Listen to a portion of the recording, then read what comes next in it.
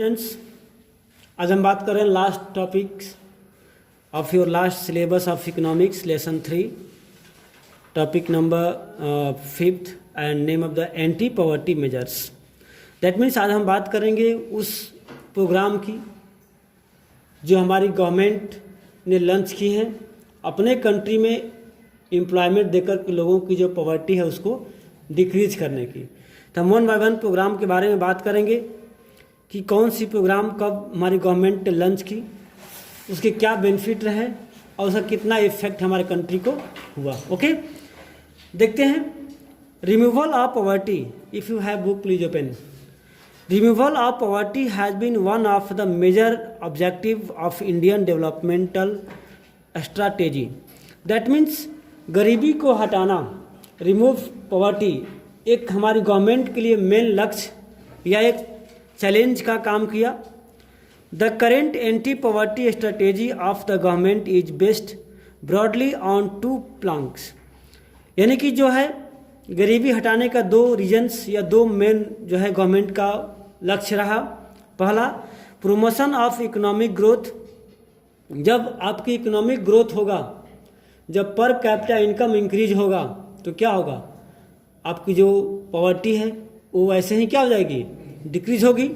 और दूसरा है टारगेट एंटी पॉवर्टी प्रोग्राम्स, और जो गरीबी उन्मूलन, गरीबी हटाओ की जो प्रोग्राम है उसको टारगेट करना, वैसे प्रोग्राम को इफेक्टिव ढंग से उसको फॉलोअप कराना, उसको अच्छे से लागू करना ताकि हमारे कंट्री की जो पॉवर्टी है वो कम हो जाए।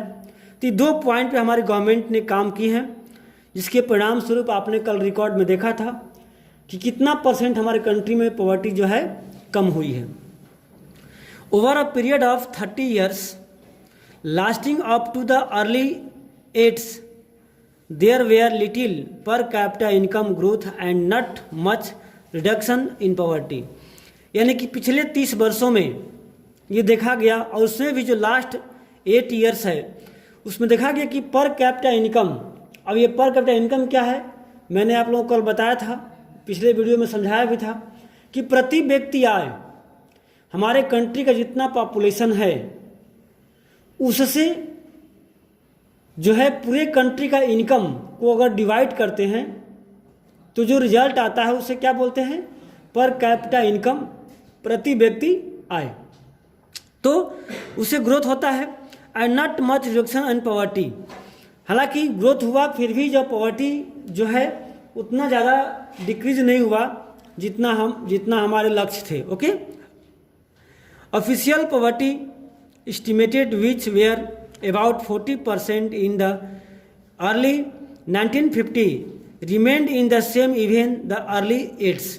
यानी कि 1950 में जब हमारी सेंसस हुई थी उसमें नियर अबाउट 40% जो पॉपुलेशन थी वो पॉवर्टी लाइन से नीचे थी, वो पॉवर्टी लाइन से मतलब बिलोंग करती थी।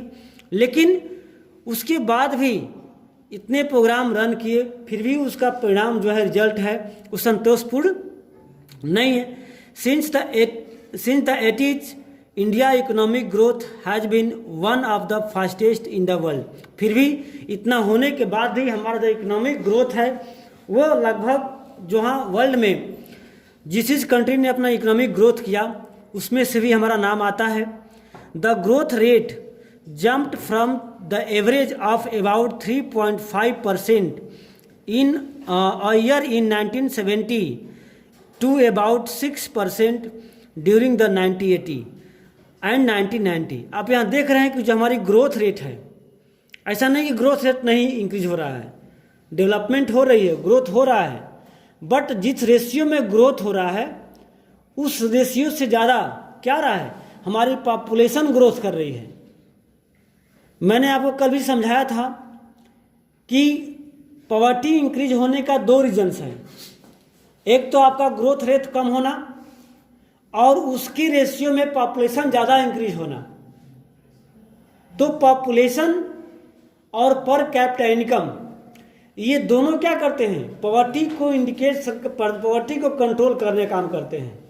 अगर हमारी पॉपुलेशन कम बढ़े और ग्रोथ रेट ज़्यादा बढ़े तो पॉवर्टी बहुत तेज़ी से डिक्लाइन होगा।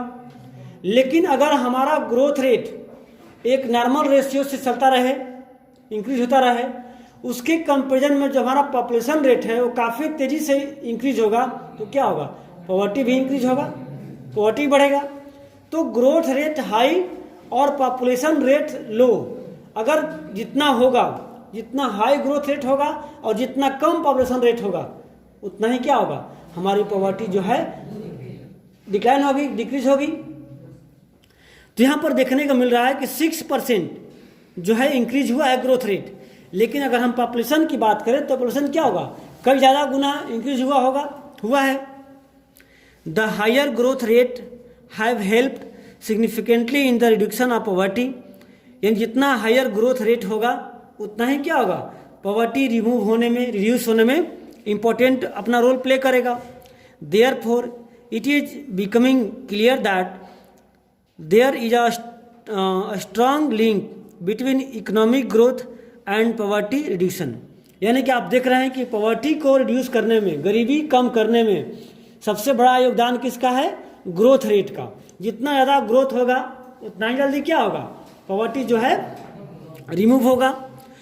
Economic growth witness opportunity and provide the resources need to invest in human development, और इकोनॉमिक ग्रोथ होगा तो एक अपॉर्चुनिटी मिलेगी, क्या चीज़, ह्यूमन डेवलपमेंट में इन्वेस्टमेंट करने को।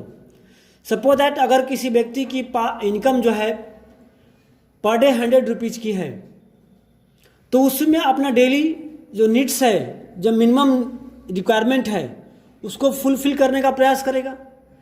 अगर उसको इस फुलफिल करने से ज़्यादा इनकम होगा तो अदर इन्वेस्टमेंट करेगा, एजुकेशन हो गया, हेल्थ केयर हो गया, और सारी चीज़ें हैं। लेकिन उसको बेसिक नीड्स ही नहीं कंप्लीट होगा तो आपको अदर इन्वेस्टमेंट कहाँ से होगा। जब ह्यूमन इन्वेस्टमेंट नहीं होगा तो फिर क्या होगा, पॉवर्टी बनी की बनी रहेगी, क्योंकि स्किल नॉलेज ग्रोथ नहीं होगा। जब स्किल ग्रोथ नहीं होगा तो हम इनकम ज़्यादा नहीं कर पाएंगे, इनकम ज़्यादा नहीं कर पाएंगे तो ग्रोथ नहीं होगा, तो क्या होगा, पॉवर्टी ज़्यादा बढ़ेगी। तो जब हमारी इकोनॉमिक ग्रोथ होता है तो क्या होता है, ह्यूमन इन्वेस्टमेंट भी बढ़ते हैं। सपोज है जिनके फादर अगर स्मॉल जॉब करते हैं, अपने लिमिट साधन में बच्चों को पढ़ाते हैं, थोड़ा सा अधिक इनकम होता है तो क्या था, बच्चों को प्राइवेट विद्यालय में पढ़ाया जाए, और अधिक होता है तो यहाँ नहीं, चलो वहाँ पढ़ाते हैं, है कि नहीं। जैसे जैसे आपका इकोनॉमिक ग्रोथ होता है वैसे वैसे क्या होता है, ह्यूमन इन्वेस्टमेंट भी बढ़ते जाते हैं। This is encourage people to send their children including the girls child to a school in the hope of getting better economic returns from investment in education, यानी कि जैसे जैसे लोगों की इकोनॉमिक ग्रोथ हुई है वैसे वैसे लोग क्या किए हैं, अपने बच्चों को विद्यालय सेंड करने का काम किए हैं। खासकर गर्ल्स चाइल्ड भी, यानी कि लड़कियों को भी पढ़ने का अपॉर्चुनिटी मिला है, इस उम्मीद में कि जब बच्चे पढ़ेंगे तो क्या करेंगे, जॉब करेंगे, पैसे कमाएंगे, यानी इकोनॉमिक ग्रोथ करेंगे। इकोनॉमिक ग्रोथ से क्या होगा, पॉवर्टी डिक्रीज होगी। However, the poor may not be able to take direct advantage from the opportunity created by economic growth. Moreover, growth in the agricultural sector is much below expectation. This has a direct bearing on poverty, as a large number of poor people live in a village and are dependent on agriculture. और agricultural जो activity है वो हमारे country का more population, near about 65% जो है आपको agricultural field में इन्वॉल्व है। और इस फील्ड में या इस सेक्टर की बात करें तो lack of opportunity, lack of inputs, equipments in agricultural field जो है ग्रोथ ना बहुत मतलब रेशियो में ज़्यादा डिक्रीज नहीं होने की वजह से क्या है, हमारे आधी मैक्सिमम जो पॉपुलेशंस है वो आपको एग्रीकल्चरल फील्ड पे, एग्रीकल्चरल वर्क पे डिपेंडेंट है। और आपने इसमें देखा कि जो एग्रीकल्चरल फील्ड है इसमें किस तरह से अनएम्प्लॉयमेंट छिपी हुई है, दोनों है, सीजनल भी अनएम्प्लॉयमेंट है और डिसगाइज्ड भी अनएम्प्लॉयमेंट है। In these circumstances, there is a clear need for targeted anti-poverty programs. Although there are so many schemes which are formulated to affect poverty directly or indirectly, some of them were worth mention. यानी कि अब आप जान गए कि हमारे परिस्थितियों में, हमारे कंट्री में किस तरह से जो है अनएम्प्लॉयमेंट या पॉवर्टी जो है व्याप्त है। तो इसको रिमूव करने के लिए एंटी पॉवर्टी जो प्रोग्राम्स है उस टारगेट किया गया, उस पर विशेष जोर दिया गया, उसे वर्क किया गया ताकि हमारे कंट्री में अधिक से अधिक लोगों को जॉब मिले। उससे आपका इकोनॉमिक ग्रोथ होगा, और इकोनॉमिक जब ग्रोथ होगा तो क्या होगा, पॉवर्टी जो है डिक्रीज होगा। तो हमारी गवर्नमेंट ने ऐसे बहुत सारे प्रोग्राम लॉन्च कर रखी हैं। हम लोग 1 बाय 1 इसको देखेंगे। जब आप नोट्स बनाएंगे तो आप 1 बाय 1 प्रोग्राम्स का नाम, लॉन्चिंग ईयर और उसके इफेक्ट को आप लिखेंगे। ओके, देखते हैं। सबसे पहला Mahatma Gandhi national rural employment guarantee act, जिसको मनरेगा कहते हैं। क्या कहते हैं? Mahatma Gandhi rural employment guarantee act. ये कब इम्प्लॉयमेंट हुआ? ये हुआ था इम्प्लीमेंट 2005 में। इसके अकॉर्डिंग क्या है आप देख लीजिए। पूछता है कि what do you know about MNREGA. ठीक है, तो इसका एम है provide 100 days wages employment to every household to ensure livelihood security in rural area. यानी कि इस एक्ट के अंतर्गत सरकार की एम रही है, लक्ष्य रही है कि ग्रामीण इलाकों में जो लोग जॉब सीकर हैं, जिन्हें जॉब की ज़रूरत है, उन्हें ईयर में 3 मंथ यानी कि 100 डेज गवर्नमेंट जो है कम से कम जॉब प्रोवाइड कराएगी। साल में कम से कम 100 डेज उन्हें जॉब प्रोवाइड कराएगी ताकि जो उनकी डेली नीड्स है वो कंप्लीट हो सके। It also aimed at sustainable development to address the cause of drought, deforestation and soil erosion. यानी कि इसके और भी प्रयास रहे हैं, ये सूखा, डिफॉरेस्टेशन, जिसमें जंगल की जो कटाई हो रही है, और जो आपके सॉइल इरोजन है, इसको भी क्या किया जाए, इसको रोका जाए, इनको जॉब दे करके। और 1/3 of the proposed job have been reserved for women। और जितने भी जॉब हैं, मान लो कि अगर 100 लोगों के लिए यहाँ पर कुछ वर्क है 20 दिनों का या 100 महीने या 100 दिनों का, तो उसमें 1/3 जो जॉब की अपॉर्चुनिटी है वो रखा गया रिजर्व के लिए, औरतों के लिए रिजर्व किया गया कि वुमेन्स भी क्या कर सकें, जॉब प्राप्त कर सके, उन्हें भी वर्क मिल सके। The scheme provide employment to 220 crore person days of employment to 4.78 crore household। यानी कि इसमें जो है सरकार की स्कीम थी कि लगभग 220 करोड़ लोगों की एम्प्लॉयमेंट जो है पर डे प्रोवाइड कराई जाए। ठीक है, ताकि उन्हें क्या हो, इकोनॉमिक ग्रोथ के साथ साथ जो डेली नीड्स है वो मेंटेन होता रहे।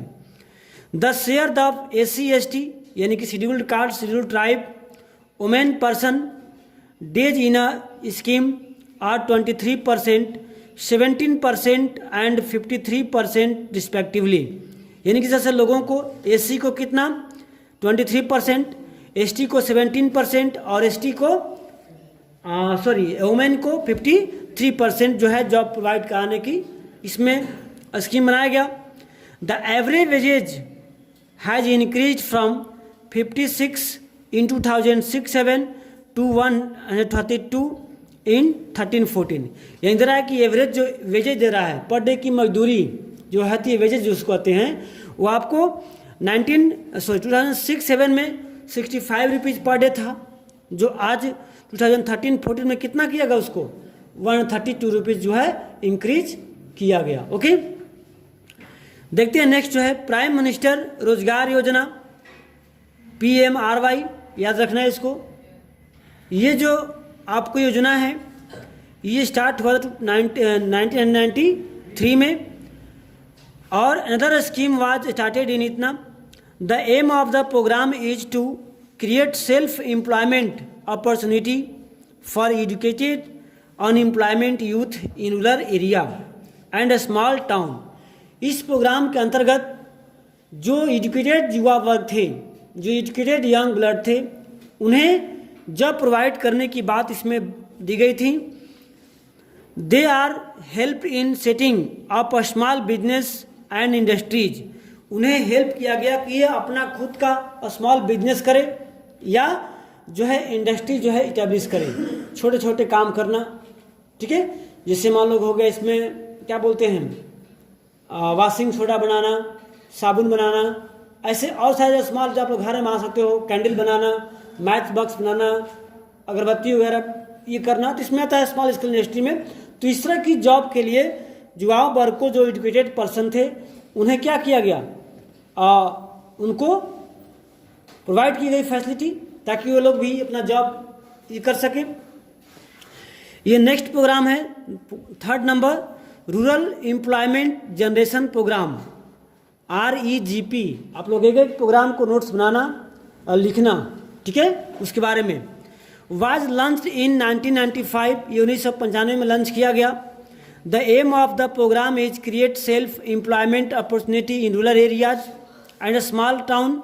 इसके अंदर क्या किया गया था कि लोगों को अपना खुद से रोजगार करने का अपॉर्चुनिटी दी गई, खासकर छोटे शहरों में और ग्रामीण इलाकों में।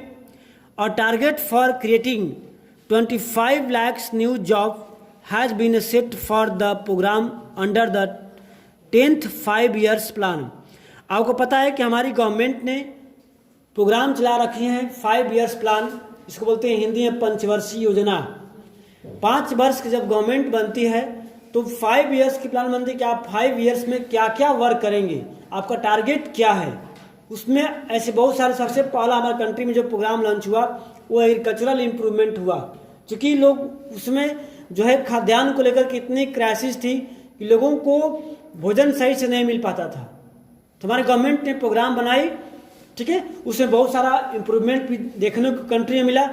उसी समय से पर ईयर जो फॉर 5 years जो है हमारी गवर्नमेंट की अलग अलग प्लानिंग होती है, अलग अलग प्रोग्राम होती है। तो 10वीं जो पंचवर्षीय योजना थी उसमें इसको लागू किया गया कि गांव के लोग या छोटे छोटे शहरों के लोगों को जॉब की अपॉर्चुनिटी दी जाए ताकि लोग सेल्फ एम्प्लॉयमेंट हो और सेल्फ जो है जॉब कर सके। इसके बाद है स्वर्ण जयंती ग्राम स्वरोजगार योजना was launch in 1999।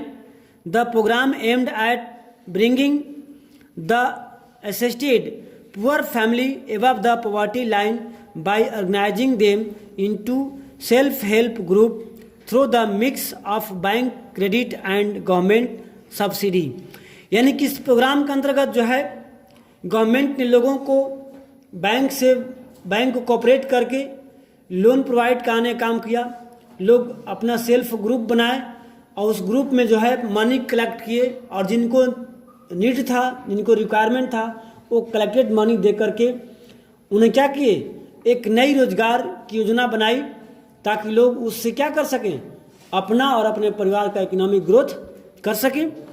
Next programme आपका है अंडर प्रधानमंत्री ग्रामोदय योजना PMGY। ये आपको 2000 में लॉन्च हुआ और इसके अलावा additional central assistance is given to state for basic services such as a primary health, primary education, rural shelter, rural drinking water and rural electrification. इधर important scheme is Antyodaya Anna Yojana, काम के बदले अनाज बोलते हैं इसको, about which you will be reading more in next chapter, यानी कि अगले लेसन में पढ़ेंगे, हालांकि उसमें पढ़ना है नहीं और सिलेबस में नहीं है। तो मैं देखने की बात करें कि गवर्नमेंट ने हमारी बहुत सारी ऐसे प्रोग्राम लॉन्च करी। उसका मेन टारगेट क्या था, लोगों का इकोनॉमिक ग्रोथ करना और पॉवर्टी डिक्रीज करना। और रिजल्ट भी सामने आपके देखे हैं कि बहुत सारे एरियाओं में बहुत सारे जो हमारी पॉपुलेशंस है उसकी जो लाइफ स्टाइल थी उसमें काफ़ी ज़्यादा बदलाव हुए हैं, काफ़ी ज़्यादा चेंजेज हुए हैं। तो कहीं ना कहीं हमारी गवर्नमेंट की जो प्रोग्राम रही है हम उसको सफल मानते हैं, उसको हम सक्सेस मानते हैं। तभी हमारी पॉपुलेशन इतना बढ़ने के बाद भी हमारी इकोनॉमिक ग्रोथ क्या है, ज़्यादा हुई है और हमारी जो पॉवर्टी है वो कम हुआ है।